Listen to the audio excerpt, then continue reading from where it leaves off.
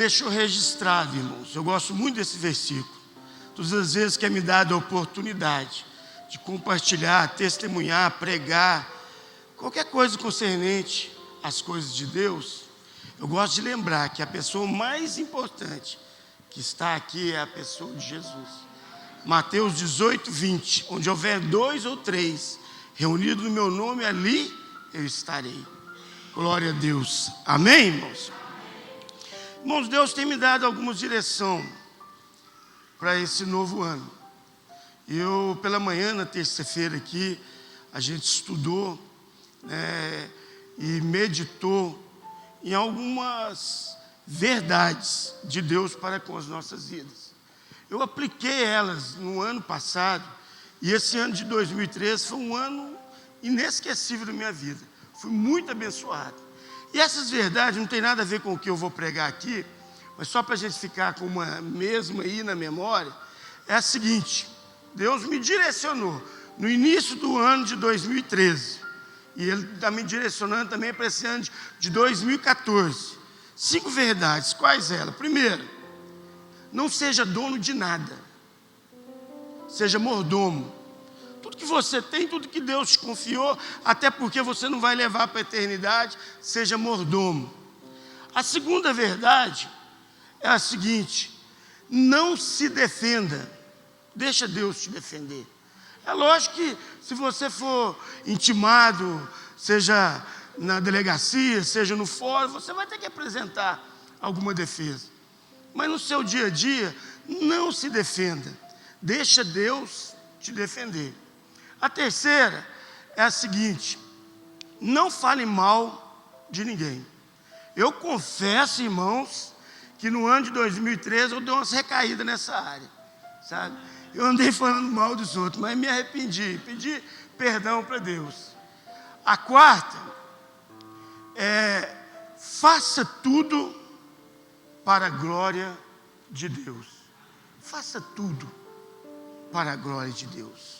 Tudo que você for fazer, tudo que você tiver que fazer, faça para a glória dEle.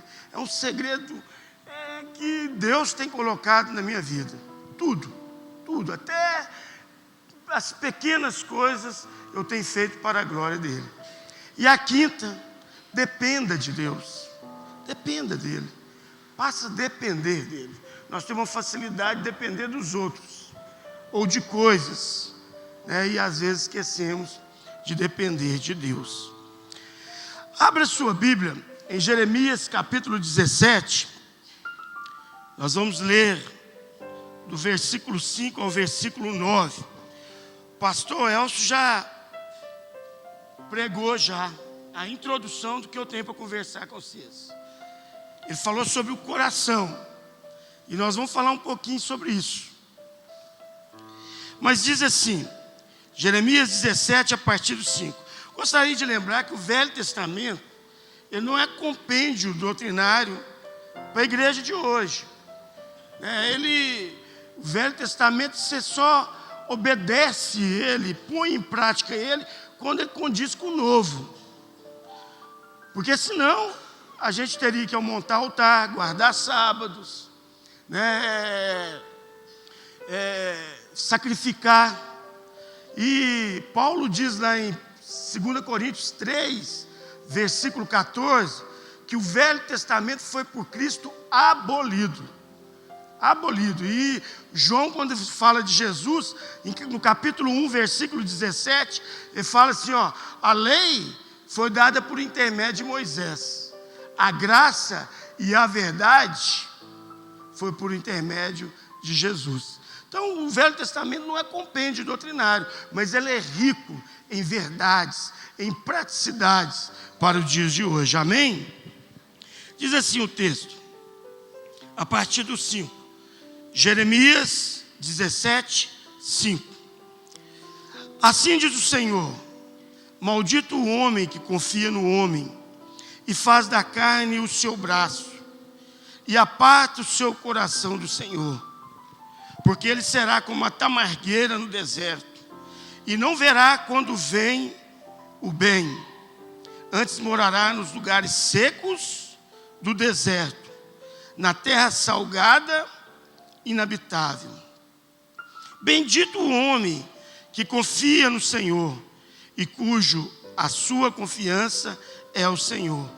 Porque será como a árvore plantada junto às águas, que estende as suas raízes para o ribeiro, e não receia quando vem o calor, mas a sua folha fica verde, e no ano da sequidão não se afadiga, nem deixa de dar fruto.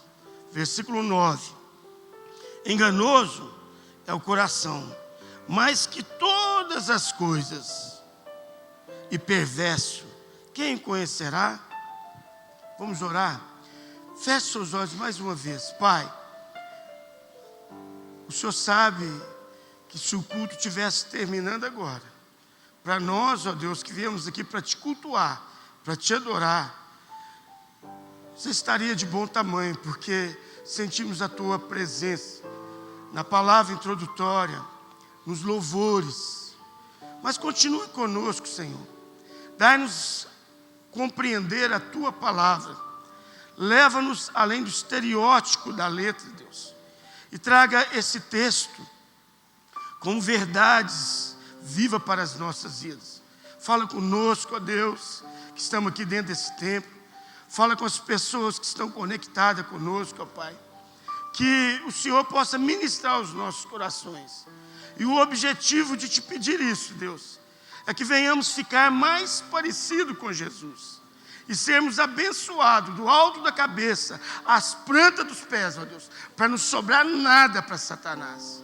Faz isso conosco, ó Deus. Faça-nos, ó Deus, cada vez mais alcançar as tuas promessas. Principalmente aquela ali ó Deus, de provérbio, que diz que a vereda do justo é como a luz da aurora, que vai brilhando, brilhando até ser dia perfeito. Faça isso conosco, ó Pai. Nós te pedimos e agradecemos em nome de Jesus. Amém. Irmãos, eu queria conversar um pouquinho sobre a importância de nós confiarmos em Deus. Só que, para a gente falar um pouquinho sobre essa verdade, essa tão importância, realidade no meio do cristianismo, a gente tem que meditar um pouquinho, porque o Jeremias aqui, nosso irmão Jeremias, a intenção dele nesse capítulo, é levar-nos a confiar em Deus. E para ele levar, e falar, e ficou registrado aqui, ele deu uma passadazinha sobre o perigo da pessoa confiar em si próprio. Ele fala o seguinte: maldito é o homem que confia no homem, que faz do seu braço a sua força. No início da minha conversão, eu interpretei equivocadamente esse versículo. Eu achava que a gente tinha que ficar pé atrás com o nosso semelhante. A prudência nunca é ruim, ela sempre é bom.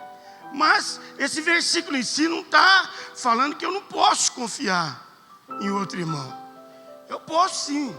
Às vezes a gente confia. Eu, por exemplo, a Refúgio está funcionando e o carro que desloca lá de dentro, ele está no meu nome, eu estou confiando. Estou confiando em uma pessoa, mas a minha confiança, lá no íntimo da minha alma, ela tem que estar voltada para Deus. É interessante que a pessoa que confia nela mesma, ela confia nas suas posses, nos seus bens, sempre ela é frustrada. E outra coisa interessante, que a angústia, a depressão, que é um dos piores sentimentos que existe, a maioria das vezes ela vem porque a pessoa fica decepcionada com ela mesma. E é justamente porque ela desvia a sua confiança de Deus e coloca a confiança em si próprio. Tem pessoas que é confiante demais da conta. Eu estava vendo uma entrevista do Anderson Silva, e ele entrou completamente confiante de que ele ganharia aquela luta no final do ano passado, e não passou do segundo round. Quando a gente coloca a confiança total em nós estamos com um problema muito sério. Mas quando a gente volta a confiança para Deus, a gente começa a trilhar um caminho por excelência, um caminho com menos espinhos, menos pedras. Por que eu falo menos espinhos e menos pedras? Porque Jesus falou lá em João 16, 33, salvo engano, que no mundo tereis aflição, mas tem de bom ânimo, porque eu venci o mundo. Ou seja, tem espinho, tem pedras. Mas quando você coloca a sua confiança em Deus, você tem facilidade de sair dos obstáculos, das adversidades. E é interessante, porque nós vivemos no mundo físico. Então, é mais fácil acreditar naquilo que eu tenho condição de pegar, palpar. E quando a gente coloca confiança em Deus, a gente tem que sair desse mundo físico, desse mundo material. Porque não tem como eu confiar em Deus se eu não me esforçar e vivenciar o meu espírito, que foi dado por Deus através do fôlego de vida, foi um sopro. Porque Deus é espírito. Lá em João, capítulo 4, versículo 24, Jesus conversando com aquela mulher ali no poço de Jacó, ele deixa claro que Deus é espírito. Então, é por isso que é difícil, às vezes, a gente colocar toda a confiança em Deus e colocar a nossa confiança no mundo físico. Mas quando a gente consegue, e o primeiro passo é a decisão, benefício extraordinário começa a acontecer em nossas vidas. E eu queria justamente falar sobre esses benefícios, porque Deus, na sua plenitude e longanimidade, nos abençoou para nós confiarmos nele. Então eu busquei de Deus pelo menos 5 benefícios, dentre centenas, milhares que há em nós confiarmos em Deus. Por que é tão importante confiarmos em Deus? Por que é tão importante você lutar contra o seu ser interior que quer colocar a confiança em coisas, em posses, em bens? E essa é a nossa luta mesmo. Mas quando você deixa Deus ser o centro da sua vida, aí benefícios extraordinários começam a acontecer. Então, primeiro benefício, Salmo 125, versículo 1. Salmo 125, versículo 1. É um salmo muito conhecido. Aqui nesse salmo, pelo menos nós vamos ver 2 benefícios. Diz assim, aqueles que confiam no Senhor são como os montes de Sião, que não pode ser abalado, mas permanece para sempre. Quando você coloca a sua confiança em Deus, você não é abalado. É interessante, irmãos, porque quando a gente olha para o Morro do Bonfim, a gente olha lá, eu pelo menos tenho 45 anos, e vejo lá do mesmo jeito. Mesmo jeito. E quantas chuvas, quantas tempestades, raios deram contra aquele monte, e ele continua firme. O salmista aqui, ele estava dizendo o seguinte: olha, se a sua confiança estiver em Deus, você vai ser como os montes de Sião. Eles não se abalam. Porque quando somos abalados, ficamos propícios à queda, ao erro. Eu me lembro que, quando eu era pequeno, um exemplo simples, mas você vai entender, eu acredito que vai ficar na sua memória. Eu bati com o rosto no portão e um dente meu ficou abalado. E não teve jeito. Tive que extrair esse dente. E a palavra diz que quando você coloca confiança em Deus, você não é abalado. Não quer dizer que você não vai passar por adversidades, por lutas. Vai. Esse ano 2013 foi o melhor ano da minha vida. Um dos melhores anos da minha vida. Mas no finalzinho, eu passei por uma adversidade muito grande. Cheguei até a pensar, eu estou abalado. Mas na verdade, Deus estava me mantendo firme. Firme. Finalzinho do ano, para vocês terem uma ideia, uma mãe me entregou um filho. Para que nós, através de Deus, através da área terapêutica, devolvesse ele para ela recuperado. E eu entreguei ele para ela morto. Ele sumiu. 4 dias depois, ele foi encontrado 2 fazendas depois morto. Foi uma luta muito grande que eu passei. Mas Deus sempre falava e ministrava no meu coração. E eu voltava a minha confiança para Ele. Quando você confia, você não é abalado. Você, às vezes, até pode se balançar você, mas você não chega a ser abalado. Assim, o segundo benefício, ainda no Salmo 125, versículo 2. Olha que interessante.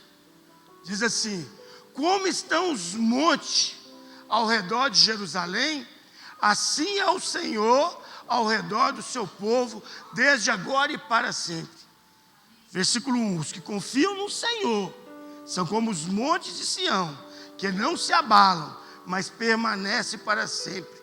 Como estão os montes ao redor de Jerusalém, assim está o Senhor ao redor do seu povo. Sabe qual que é o segundo benefício?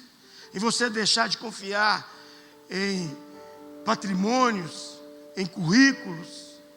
Tem gente que acha que depois da faculdade você pode desviar a sua confiança de Deus, e está enganado.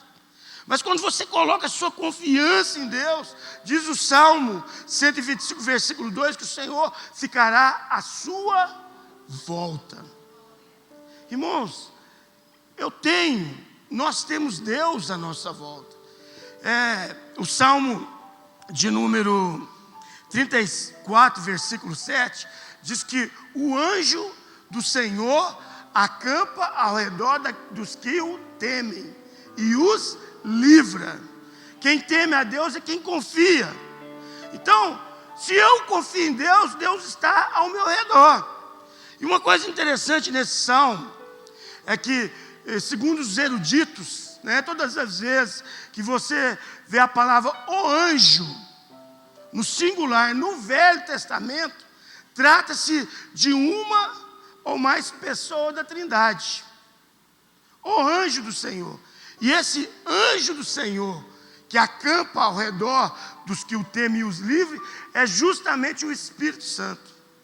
Ele está acampado. Por isso que Pedro, escrevendo aos jovens, lá em 1 Pedro 5, versículo 8, ele diz assim: sede sóbrio e vigilante. O diabo, vosso adversário, anda em derredor, rugindo, bramando como leão, procurando a quem possa tragar. Sabe por que o diabo está ao derredor? Porque ao redor está o Espírito Santo de Deus. É o anjo de Deus. E ele está nos guardando. Por isso a minha confiança tem que estar em Deus. Vai chegando uma época em nossas vidas que a gente tenta confiar no chefe, no patrão, no currículo. E normalmente a tendência é nós desviarmos nossa confiança do Senhor. Isso é um perigo. Em terceiro lugar, Salmo 121, versículo 1 e 2. Olha que interessante. Porque o salmista diz assim: elevo meus olhos para os montes. De onde me virá o socorro? Versículo 2. O meu socorro vem do Senhor, que fez o céu e a terra. Quando você coloca a confiança em Deus, automaticamente a sua visão, as suas atitudes, ela se desvia do mundo físico. O salmista aqui, em um seloque, em uma conversa consigo mesmo, e ele perguntava, e o próprio Espírito Santo respondia dentro da sua alma. Ele diz assim: eleva meus olhos para os montes. De onde me virá o socorro? Os montes, até hoje, e até aqui no Brasil é costume, em cima dos montes estão as igrejinhas. E lá tinha altares a vários deuses. O salmista estava ali olhando, falando, elevo meus olhos para os montes. Ele estava falando assim, eu elevo meus olhos para os altares. De onde me virá o socorro? Aí Deus responde na alma dele, o meu socorro vem do Senhor, ou seja, o socorro vem de Deus. Qual que é o terceiro benefício? É que nós seremos socorridos. Se precisamos de socorro, seremos socorridos. Esse salmo, ele foi composto na época do rei Ezequias, Salmo 121. E foi justamente o rei Ezequias que agradou muito Deus, porque o rei Ezequias teve a atitude de quebrar a serpente de bronze, que foi levantada lá no deserto. Porque o povo estava sendo perseguido, lá em Números fala que o povo estava sendo perseguido, e de repente uma praga, serpentes, começa a picar o povo, e o povo começa a morrer, o povo de Deus. E acontece que Deus fala com Moisés. Fala, Moisés, o povo está morto. Deus fala para Moisés, Moisés fala para Deus, Deus, o povo está morrendo. E Deus manda ele construir uma serpente de bronze e levantá-la sobre uma haste. E acontecia que toda pessoa que era picado pela serpente, chegava lá e olhava para a serpente que foi levantada sobre aquela haste, ele era curado.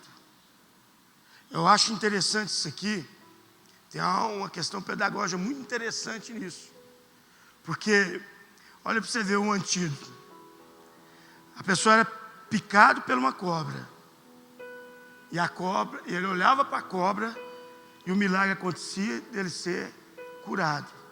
E Jesus em João, capítulo 3, versículo 14, João 3, versículo 14, diz assim, e como Moisés levantou a serpente no deserto, assim importa que o Filho do Homem seja levantado.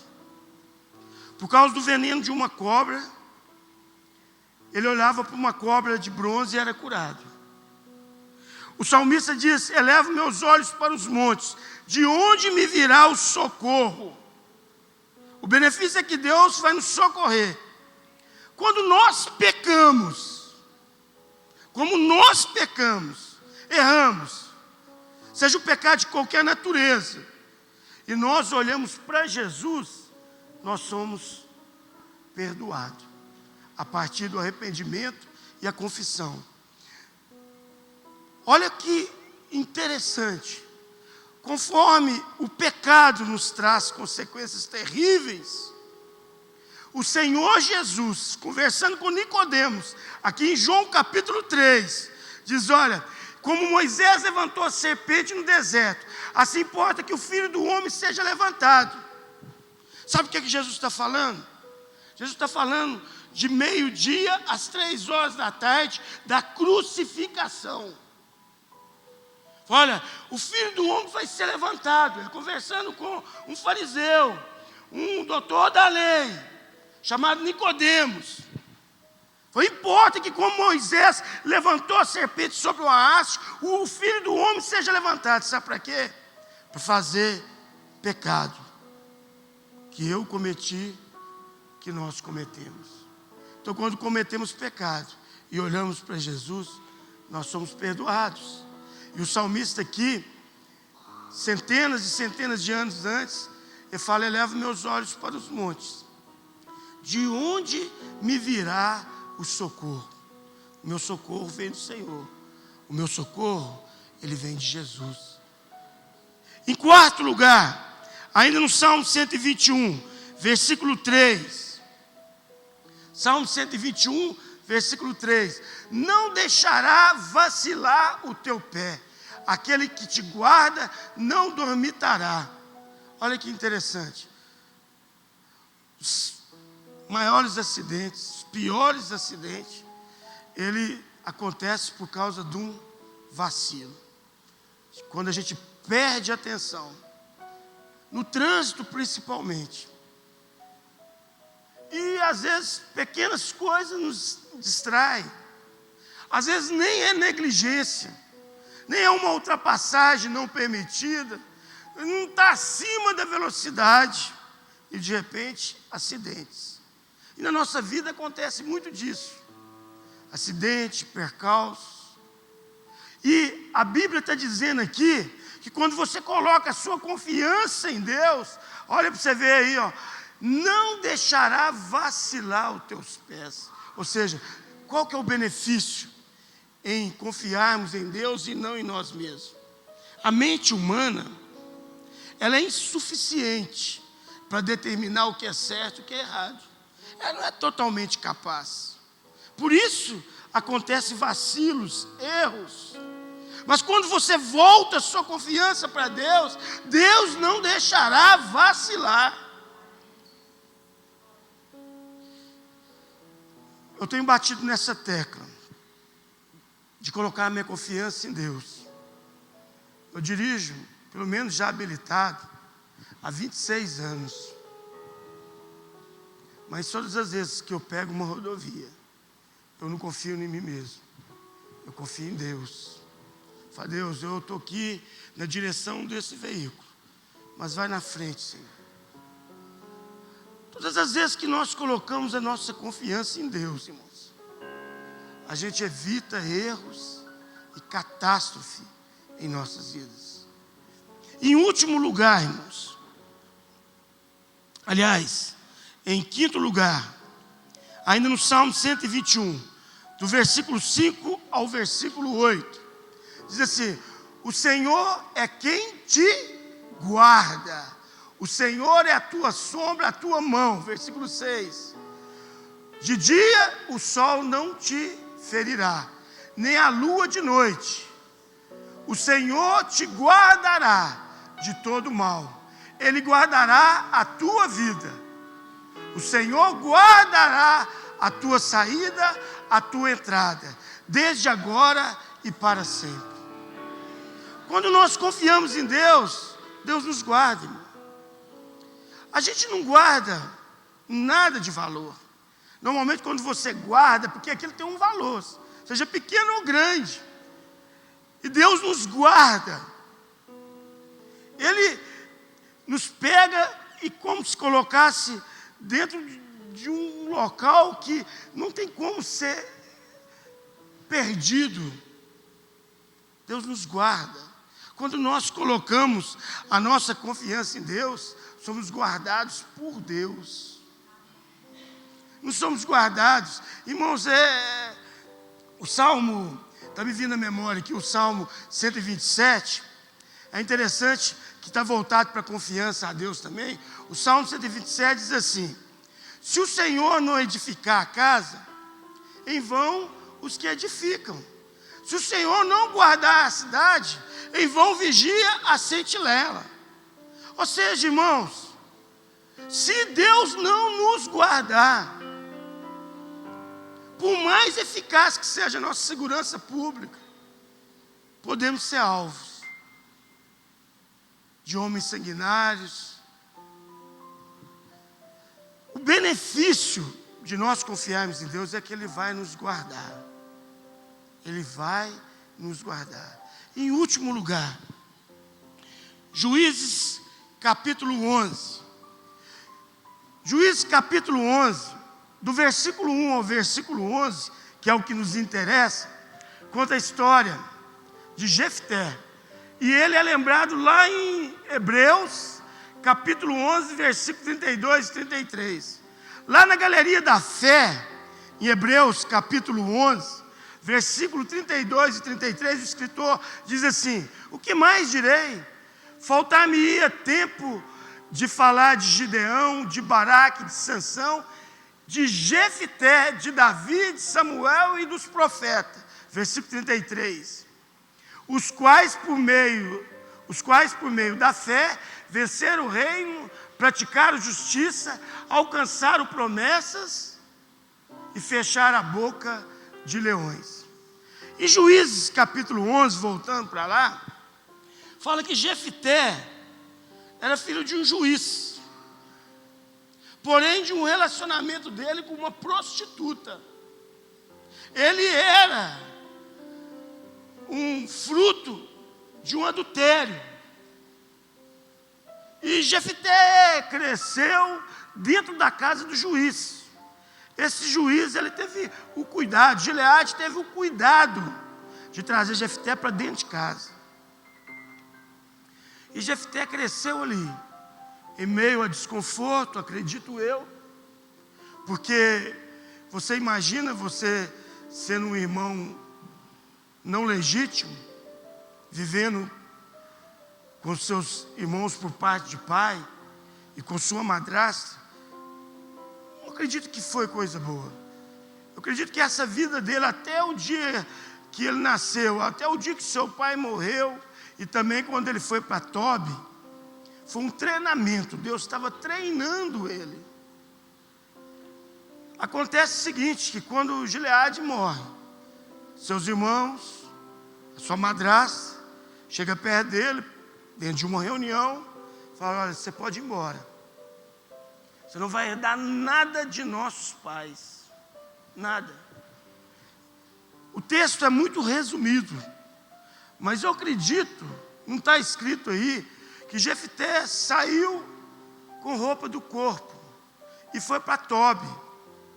Tobi era um local onde os foras da lei, todo aquele que infringia a lei, deixava Israel e saía e ficava foragido lá em Tobi.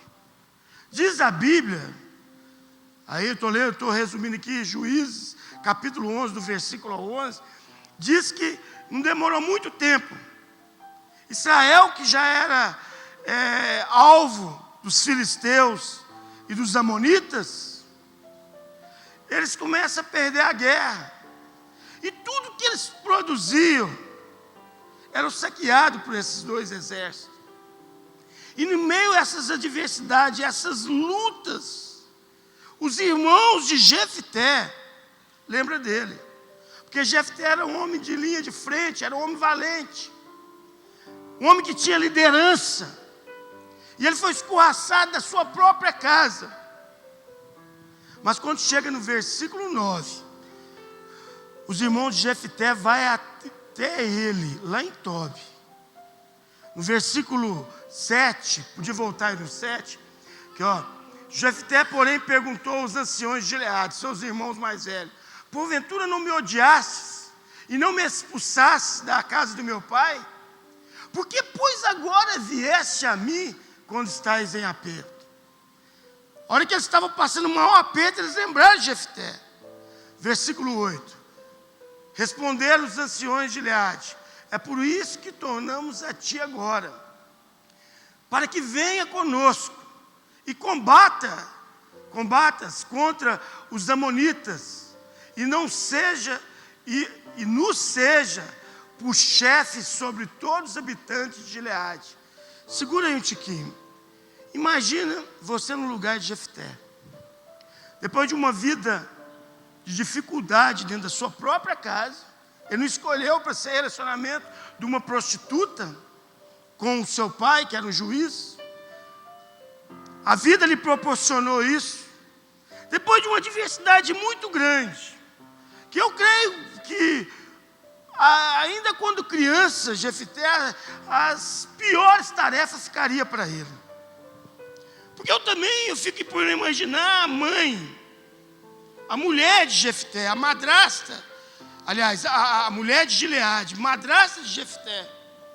Ela, quando olhava para ele, ela lembrava: olha, você é fruto de uma traição. Você nasceu porque meu marido me traiu. E eu acredito que ela guardava as melhores partes para os seus filhos legítimos. Então Jefté cresceu debaixo de uma luta, debaixo de adversidades. Se tem uma pessoa que eu estudo muito na Bíblia, que tem tudo para ser revoltado, seria esse Jefté. E de repente, ele é expulso da sua própria casa. E ele começa a acostumar e viver com homens levianos lá em Tobi. De repente, quem está lá? Seus irmãos. Seus irmãos chegam perto dele e falam: olha, nós viemos te buscar. Queria que você voltasse com nós e nos liderasse, porque estamos perdendo a guerra. Nossos suprimentos estão sendo saqueados. Nossas crianças estão sendo levadas como escravos. As nossas mulheres para a prostituição. Vem conosco e combata contra os filhos de Amon. Aí, Jefté vai falar uma coisa interessante no versículo 9. Olha para vocês verem o segredo aqui da vida de Jefté. Versículo 9. Então Jefté disse aos anciões de Gileade: se me fizerdes voltar para combater contra os amonitas, e o Senhor nos entregar diante de mim, então serei eu o vosso chefe. Embora foi criado debaixo de lutas e adversidades, embora trazia na sua alma uma liderança incomparável, embora não tinha mais nada que perder, porque morava com homens levianos, fora da lei, forasteiros, Jefté não colocava sua confiança em si mesmo. Ele fala: então Jefté disse aos anciões de Gileade: se me fizerdes voltar para combater contra os amonitas, e o Senhor me entregar nas minhas mãos, eu serei por vós por chefe. Versículo 10. Responderam os anciões de Gileade a Jefté: o Senhor será testemunha entre nós de que faremos conforme a tua palavra. Versículo 11. Assim Jefté foi com os anciões de Gileade, e o povo pôs por cabeça e chefe sobre si. E Jefté falou todas as suas palavras perante o Senhor em Mispa. O que eu aprendo aqui como último benefício de Deus, por nós deixarmos de confiarmos em nós mesmos e confiarmos em Deus? É que Deus nos restitui tudo que o inimigo tirou. Jefté já liderava o exército. Jefté já liderava seus irmãos. De repente ele foi roubado. Foi roubado o seu lar. Foi roubado a sua dignidade, a sua moral. Foi roubado de poder morar na sua terra natal, no meio do seu povo.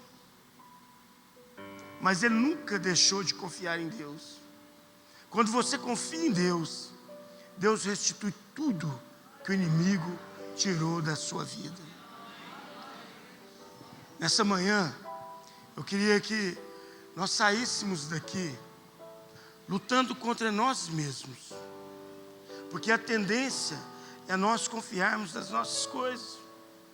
Estou me lembrando aqui do pastor José Márcio. O pastor José Márcio, quando foi para Mateus Leme, e logo quando a igreja começou ali, conseguiram um lote para construir a igreja. E de repente, fazendo uma campanha lá para conseguir materiais, e na hora da oferta, ele desce com sua chave, documenta o seu carro e coloca no gasofilácio de oferta. Todo mundo assustou com aquilo. E eu achei que ele estava dando um passo de fé. Falei: olha, ele tem fé que a igreja vai crescer, ele vai passar por desconforto de ficar a pé, mas é para o benefício da igreja. Um dia eu conversando com ele, toquei nesse assunto. Ele falou assim: eu não fiz aquilo por passo de fé, eu não fiz aquilo por causa da construção da igreja. Eu falei: então por que você fez aquilo? Porque quando ele foi e falou para mim: olha, quando eu fui para Mateus Leme, eu fui com a seguinte linha de raciocínio: eu estou indo para lá, se der errado eu tenho um carro seminovo, eu vendo para cuidar da Leila. Não tinha um Gabriel ainda. Para quem não conhece o pastor Zé Márcio, é pastor aqui da igreja também. Ele está na direção da igreja lá em Pará de Minas. E um dia, numa mensagem, Deus começou a falar com ele sobre essa questão de confiar nele e não em coisas.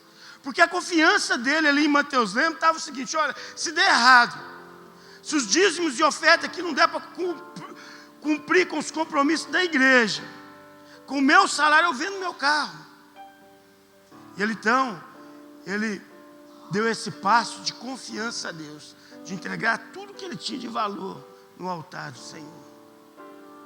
Às vezes, irmãos, a gente não quer acreditar, mas a gente ultrapassa a prudência, e os extremos nunca são bons. O extremo demais da prudência nos leva a confiar em nós mesmos. Eu tinha talvez uns 6 meses de cristão. Eu tinha voltado para o Senhor, renovado, e ouvi uma mensagem do pastor José Henrique Sodré. Foi o pastor que me levou para o centro de recuperação. Ele e o pastor Cizimbra. E ele estava falando sobre prudência. E ele, em um determinado momento, falou assim: olha, eu estou caminhando para comprar alguns lotes, para construir casas e lugar, porque quando eu aposentar, o meu salário de pastor não vai dar para suprir minhas necessidades. Ele estava falando sobre prudência. E aquilo ficou na minha memória. E eu, desde aquela época, 16 anos atrás, eu venho fazendo economias para ter. Eu tive aquilo lá como uma visão. O ano passado, Deus me deu condições de comprar uma casa. Eu já tinha minha casa. Peguei meu carro, dei um passo para trás para poder dar 2 para frente. Vendi meu carro de 1 ano de uso, comprei uma construção e terminei a casa. E um dia lá em casa, na varanda que eu tenho lá, eu comecei a pensar: olha, já tenho minha casa própria e tenho outra casa. Deus está cumprindo com aquela direção que Ele me deu. Mas eu fui surpreendido comigo mesmo, em desviar a minha confiança em Deus e colocar em bens materiais. Eu retratei logo com o Senhor. Falei: Deus, me perdoa. A minha confiança é o Senhor. Sabe, a nossa vida cristã, ela é diferente do que uma construção de uma casa. Uma construção de uma casa, se você começa ela bem, a tendência é você terminar ela bem. Mas nossa vida em Cristo nem sempre é começar bem, é terminar bem. É terminar bem. Não adianta você ter começado tudo direitinho com sua vida em Cristo, e no meio do caminho você se relaxar e se deixar levar. Em outras palavras, perder a confiança em Deus. Vai terminar mal. A minha oração é que Deus nos dê sabedoria, que Deus nos capacite, para que venhamos lutar contra nós mesmos, para colocarmos nossa confiança em Deus e terminar a caminhada bem com Cristo. Você pode fechar seus olhos? Feche seus olhos. Eu prometi ao pastor Elcio que 11h30 eu terminaria. Já passei